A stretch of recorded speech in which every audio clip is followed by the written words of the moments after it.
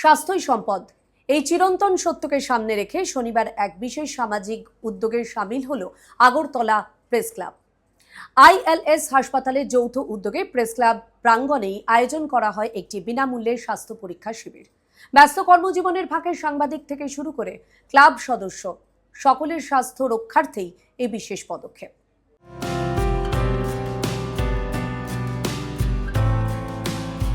স্বাস্থ্যই সম্পদ, আর এই বার্তাকে সামনে রেখে আগরতলা প্রেস ক্লাব ও আইএলএস হাসপাতালের যৌথ উদ্যোগে অনুষ্ঠিত হলো একটি বিশেষ স্বাস্থ্য পরীক্ষা শিবির।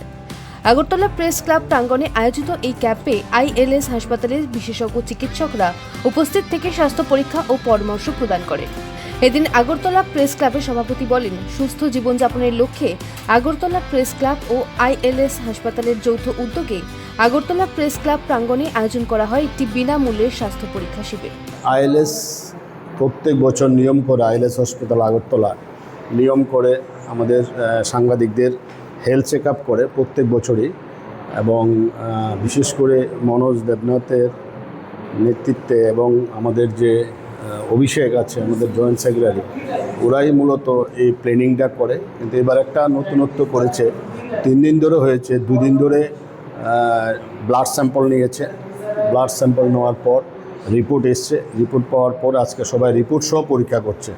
হার্ট, মেডিসিন সহ শুরু করে আমাদের লিভার টেস্ট করেছে, কিডনি টেস্ট করেছে, টোটাল পরীক্ষা করেছে আইএলএস হাসপাতাল। এই হেলথ ক্যাম্পে আইএলএস হাসপাতালের অভিজ্ঞ চিকিৎসকরা অংশগ্রহণ করে। উপস্থিত সাংবাদিক, প্রেস ক্লাবের সদস্য এবং অন্যান্য অংশগ্রহণকারীদের স্বাস্থ্য পরীক্ষাও করা হয়।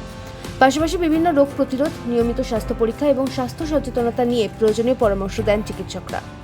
আগরতলা প্রেস ক্লাবের সভাপতি বলেন, ব্যস্ত কর্মজীবনের কারণে অনেকেই নিয়মিত স্বাস্থ্য পরীক্ষা করাতে পারেন না, তাই এমন উদ্যোগ মানুষের মধ্যে স্বাস্থ্য সচেতনতা বাড়াতে গুরুত্বপূর্ণ ভূমিকা পালন করবে বলেই তাদের বিশ্বাস।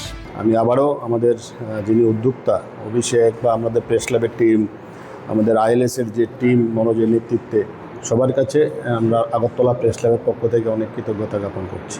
এই ধরনের সামাজিক উদ্যোগ ভবিষ্যতেও অব্যাহত থাকবে বলে জানিয়েছেন আয়োজকরা।